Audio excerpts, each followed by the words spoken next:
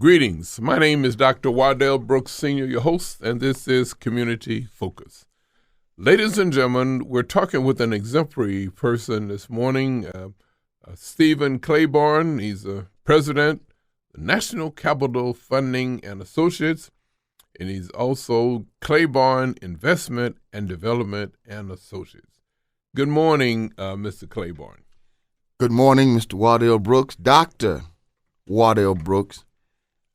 Thank you for the opportunity. It's a pleasure to be here on Community Forum and to speak and address concerns in our community. Mr. Claiborne, Lake County is approximately 750,000 people, but I don't know how many up at 5 o'clock this Sunday morning listening to the program, but I understand we have a pretty good audience. And ladies and gentlemen, Mr. Claiborne is a person that you should know. Mr. Claiborne, first of all, I'd like for you to tell our listening audience a little bit about your personal and professional background. Been born and raised in Waukegan, Illinois. Went to North Chicago Elementary School, Neal. Junior high, graduated from Neal Junior High in 1976, went on to North Chicago Community High School and graduated there in 1980.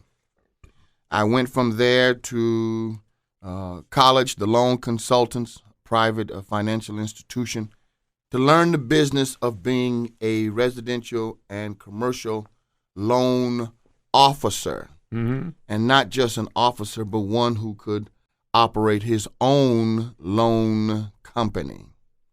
Have done extensive business in the area for the last 30 years as far as providing residential, commercial loans, hard money lending for different businesses and institutions that needed funding, and done a lot of work in working with people to purchase homes, save their homes, and to purchase and rehab vacant and abandoned homes, giving people an opportunity to buy them and having home ownership. And that was specifically for moderate and low income residents. Right? Mr. Claiborne, real estate values are on a decline now.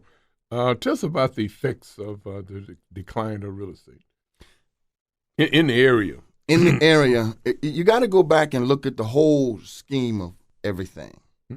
You mentioned in your introduction that this is Lake County, Illinois. Okay, right. If you go and check the almanac and check other information, you will see that Lake County, Illinois is one of the wealthiest counties in the United States. United States. It's one of the wealthiest counties in the United States. Okay. Yet you have in one of the wealthiest counties certain pockets, what in the banking institution would call red line districts, right, where the real estate is going down. And that happens when, for example, if you look at places like Detroit, if you look at places like Inkster, Michigan, and you look at places like Flint, looking places like that, you can see that where there were major corporations, where there were areas where there were big, large corporations, and then after years those corporations leave. When the jobs leave, then the people leave. And then you have houses that sit up for a while, vacant and abandoned or whatever, or not maintained, not kept up, and then those property values drop. As a young man, I remember hearing the older people in the community speak about the wire mill that was down on the lake. And you remember OMC, Johnson Motors. You remember working at John Mansville. All those places that was down on the lake. Well, those were jobs. And you can remember back in those times, especially along the lake, North Chicago, Waukegan, Zion. Well, especially North Chicago, where the Slavniks founded that, and those persons, it was a vibrant community. Yeah. Waukegan was a vibrant community. Homes were nice. Everything was beautiful. But when the jobs left, when the money left, the community was turned over to persons who really didn't live in the community, but they had made their monies, worked hard, moved out of the community, and became what we know as absentee landlords. Mm-hmm. And so the persons who actually were able to move into the properties didn't necessarily work in the area, didn't necessarily have any ownership in the properties, so their care declined. Mm-hmm. Now you have, in certain pockets of North Chicago, you have areas that were once pristine and beautiful. Mm-hmm. Nothing but plight now. And everything is just going down. And instead of rehab or building up, we just tear down and leave vacant lots. Mm-hmm. I know even the past mayor, Robert Sabanjan, he used to live on the south side. He lived on the south side of Waukegan, and where he lived, it was beautiful. Mm-hmm. He made sure of that. Mm-hmm. The streets were going to be clean. Mm-hmm. Grass was going to be cut. Garbage picked up. Alleys were going to be paved. Mm-hmm. Wasn't going to be a whole lot of rabble-rousing. You know what I mean? Mm-hmm. Mm-hmm. Things were going to be nice. What happened? Why did the administration just let those places go down? The streets are not done, and this it just decaying. Dr. Brooks, the question that you're asking it's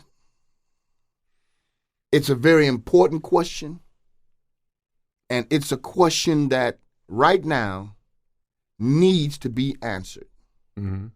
And the only persons who can really answer those questions are those persons who are in position to make change. Okay. Why are certain areas allowed Mm-hmm.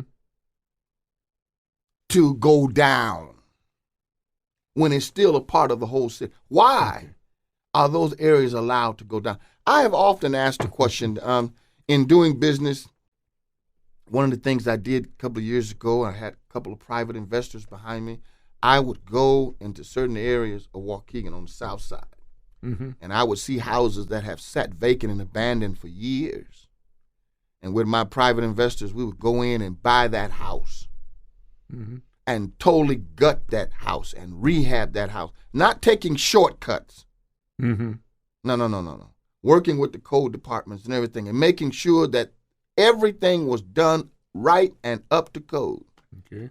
And then we wouldn't keep the house as an absentee landlord. We would fix it up and resell it where it was an owner-occupied property.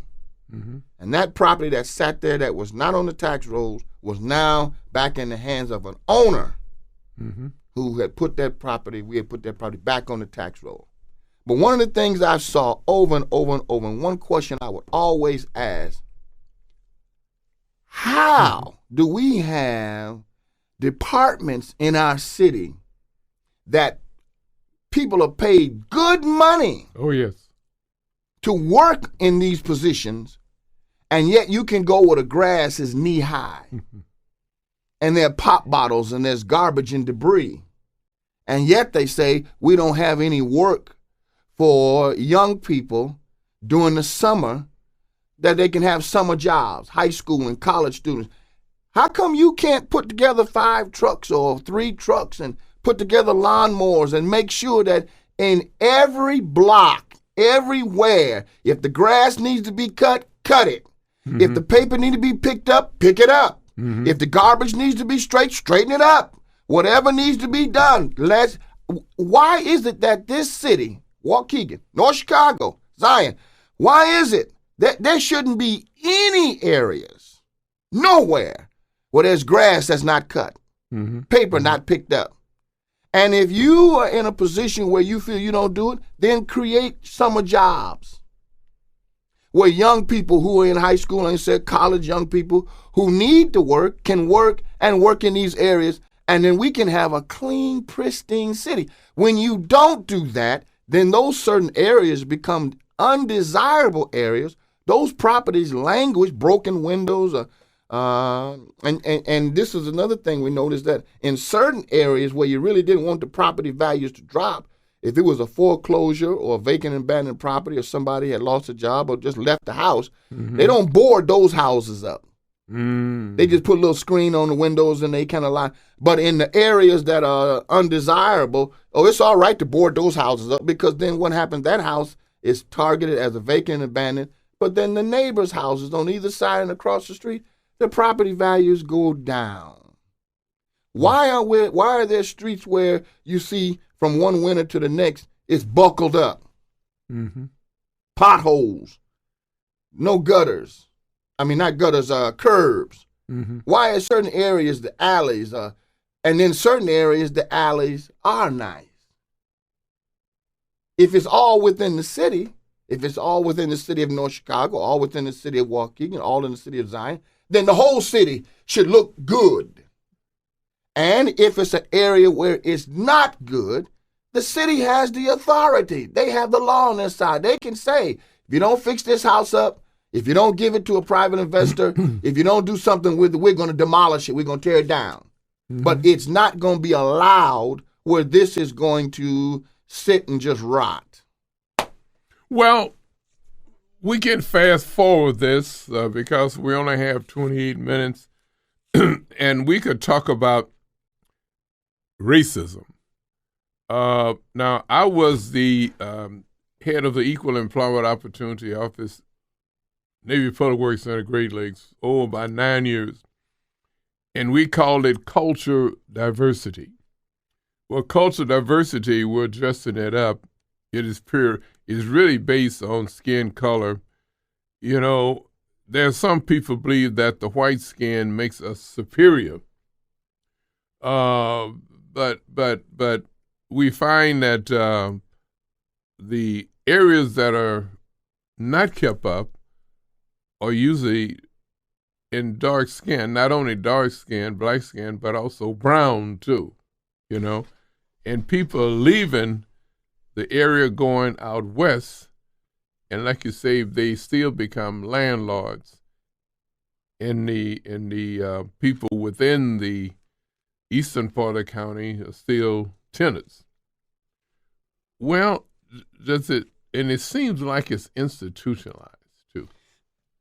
Mr. Brooks, Dr. Brooks, when you made that comment about racism, yes, we know that racism is alive, it's well. Institutional racism is alive, and it is well. But I will say this. I have to say this. We can't blame in the African American community and the brown community. We cannot blame any longer. We cannot blame any longer. And I want the people that are listening, we cannot blame any longer racism for our own indiscretions, our own lack of. We can't blame institutional, because a lot of the stuff that's going on, let me give you an example. You're an older gentleman than I am, and I look at you as a father in the community. You can go back and remember when you were a young man, especially down south. You know, a lot of African Americans migrated from the south. But down south, what were we taught? Don't care where you live, keep it clean. We weren't allowed to hang all out and be all loud and no. And even if it was living in a shotgun house, you know what a shotgun house was. Oh, yeah, they even have them on Market Street in Waukegan, right? You had to keep it clean. Yeah. The house had to be clean. Your room had to be clean. If you had to cut the grass, boy, get up there. You're going to cut this grass. Grass had to be clean. If the garbage needed to be put in the garbage can, don't put it on the ground. Put it in the garbage can. We had to dress clean. We were taught cleanliness. That was something African American minority people have never been known to be nasty and dirty people. Okay. We were always taught to be clean and respectful. What happened? can't blame racism on the fact that I can go into some communities that are out west and the houses is beautiful, the grass is nice and manicured, the driveways. I can't blame racism on the fact, but then if I come to some place, North Chicago, Waukegan, Zion, I'm scared to go into that community. The windows is broken out, curtains hanging out the window, cars all on the grass. I can't blame that on racism. I can't blame that on, that's something that we do to ourselves. I had a young lady call me the other day from south of here. She was an administrator, and she stated that she's concerned about her job, but also the job of other black administrators in different companies in the area that are being released from their jobs, replaced by, Dr. Brooks, let me address this way, because I think there's various areas. Mm-hmm. Let me say it that way: various areas. Not dealing with the real estate, and not so much, but there was one institution in the black community. Let me say it that way: in the African American, the black community, there was one institution where all African Americans went, and that was the church. Okay. You had to go. Mm-hmm. There was no question whether you was Church of God in Christ or African American, Episcopal, or whether you was Baptist. What you were going to church. But when you went there, you were taught not only spiritual, but you were taught civil. Mm-hmm. You were taught certain things. I mean, when I was growing up, they shared certain things about what it means to be a man, take care, work, whatever. You got to go back and remember what happened during the time of Martin Luther King and the marches and all of that, when it was a push for education. Mm-hmm. And you found where they were just talking about the other day, the anniversary of it, where those 6 students had to have the National Guard to get them in school. Okay. And yet now we got to have police at our schools to keep our children in school. Mm-hmm. Mm-hmm. You got people got jobs now who go around to people's houses. Where's your son? Where's your daughter? How come they're not in school today? What has happened? You go to the jobs, those who have educated themselves, those who have got to those higher positions. One thing got to always remember: a house divided will not stand. Mm-hmm. And the scripture also says that no man is an island, no man liveth to himself, no man dieth to himself. Mm-hmm. One of the things African Americans have forgotten is when you get up, don't forget where you come from. Mm-hmm. And you get way out there by yourself. We've got a lot of people in corporate America, they there by themselves. Because one of the things, they get in these positions and they get the big head. Mm-hmm. They become prideful. When you go up the ladder, be sure not to forget where you came from. Because then you're going to need support to stay up there. Okay. And if you are a group, if you are part of a people where it is be more detrimental to that company to get rid of you than to keep you, they're going to be very careful how they handle you because of the repercussion. Mm-hmm. Like you drop a rock in the water and you got the ripple effect. Mm-hmm.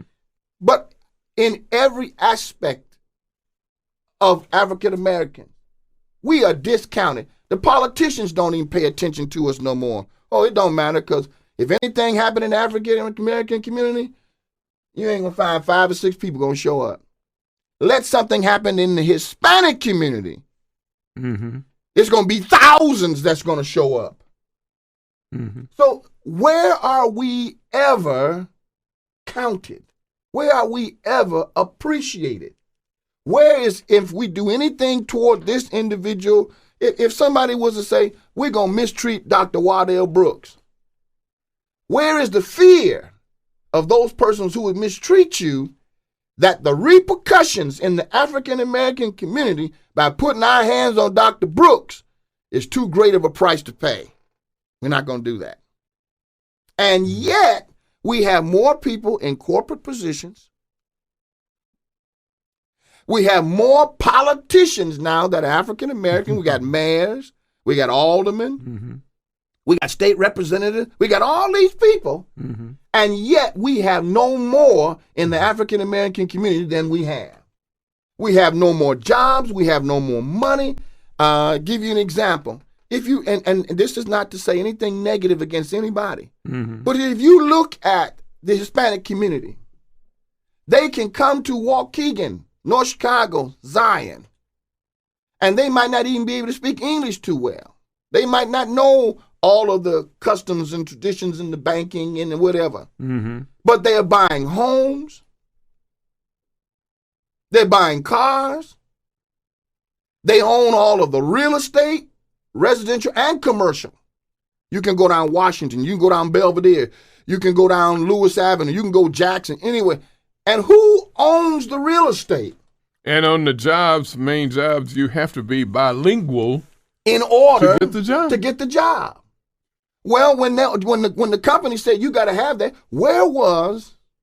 Let me give you an example. There was an institution in the Waukegan community where a certain group, ethnic group, all of their businesses and persons pool their monies together. And everybody knows it. They pool their monies together. And they put it underneath the banner of this one institution.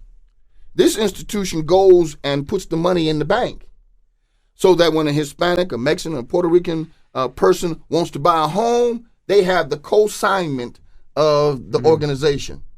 Now, that banking institution is not going to mistreat that person because this group over here says we represent or we're in connection with that person. So we want them to have that car. We want them to have that house. We want them to have that business. And a couple of years ago, I tried to join that organization. And they said to me, Mr. Claiborne, no. You can't join. Because then you'll take the monies from our organization and take it back to the African American community. But they don't contribute anything to this, so the money is not for them. But he did say to me, you all have the Urban League. You have had the NAACP. Those are organizations that could have been set up to help you, just like we, the Puerto Rican Society, has been set up to help our people. But why haven't we ever done this? And yet you find all these people saying, well, I'm this person, I'm that person, I got this title, I got that title, I got this position. The position is doing nobody any good but you, the person who has it. We hope that this has been a learning experience, for our listening audience, because they have been asking questions. Why is there so much apathy in the African-American community? We need another Moses. We need another Jeremiah. We don't need another store-bought preacher, but we need a Moses. We need a Jeremiah. We need somebody who will stand up, address the issues, who is not bought. It wasn't Dr. Martin Luther King that person? That he was that person. But you got to even remember, let the truth be told, before that man shot him with a gun, there was an African-American woman who stabbed him with a knife, so. Well, go back to 1712, Willie Lynch. Willie Lynch was a slave owner, and he came to this country. He said, look, told the slave owners here, don't kill all of your slaves. They weren't used to that type of work in Africa, and they would beat them to death. And so what happened is that he said, if you use this procedure intensively for 1 year, you will have your slaves under control for 300 to 400 years in the future. But now that was 1712. Right, but you got to remember, Dr. Brooks, and I know our time is short, but you got to remember, Dr. Brooks, they were beating the slaves, beating them so badly that they couldn't work in the fields. Okay. And Willie Lynch came, and his emphasis was slavery was not for punishment. It was economic. If you beat your slaves and you fail to feed them, and if you mistreat them, then you're going to get less production in the fields. Mm-hmm. So he came in and said, if you want to control them, you got to learn how to control them psychologically. So he said, stop beating them where they can't produce in the field. Feed them, put some little clothes on them. Don't beat them. Divide and conquer, too. Yeah. But then psychologically control them. Mm-hmm. So he said, take the strongest one among them. Mm-hmm. Beat him, tar him, feather him, boil him, kill him in front of all of them, mm-hmm. the strongest one. And the rest of them, and do it right in their presence. And the rest of them that are watching will see this. Mm-hmm. And the next strongest one will back down. He said the key in that was psychologically, all of them standing around will just stand there. They won't do nothing when they see the strongest one being destroyed. Mm-hmm. That's a mentality that's still amongst us. We will stand still and watch the strongest one among us be destroyed. We won't rally, not knowing if you're going to destroy the strongest one of us, what will you do to the weaker ones? Mm-hmm. Mm-hmm. Well, you know, voting is power, but we cannot even encourage our people to register and to vote, even though they have seen what happened in the past to keep people from voting, and still the process has been made to keep people from voting. Well, I've always said this, Mr. Brooks. When a people lose their respect for themselves and for their rights and privileges, mm-hmm. then they say, what's the use? Okay. Why? What's the use? One of the most disfranchised group of people that there is. Here's the psychological. We're always told that black people are lazy. Yeah. They don't want to work. These black young men out here don't want to work. All they want to do is stand on street corners doing that. My argument is black people are not lazy. Who do you think built this country? Okay. The South, after it was burned and tore down, was rebuilt by blacks. Mm-hmm. Mm-hmm. Blacks rebuilt the South. Who built the White House? Blacks. This Mm-hmm. country was built off of the back of African American people. Mm-hmm. There's no place anywhere you can't find where African Americans played a very integral part in the rebuilding. Now watch this, rebuilding. Mm-hmm. Mm-hmm. But yet the image that's put out there is that blacks are lazy, they don't want to work, they don't want to do that. No, that's not true. It's the thing about it is when you give people access, and I will say this, nobody should have to give us access now. But we got enough people in key positions that access should automatically be there. Ladies and gentlemen, again, we've been talking with Stephen Claiborne, President, National Capital Funding and Associates, also Claiborne Investment and Development Associates. And I want to come back. I want to finish this. So we're looking forward to a part 2 and probably 3, 4, and 5. 3. You're right. So we have other topics like privatizing prisons, gun violence, and failing schools, decaying cities, and just the list goes on and on. Employment, the voting, and so we hope that you have enjoyed the program, and we look forward to seeing you at part 2, 3, 4, 5, and 6. You don't want to miss it. Be there.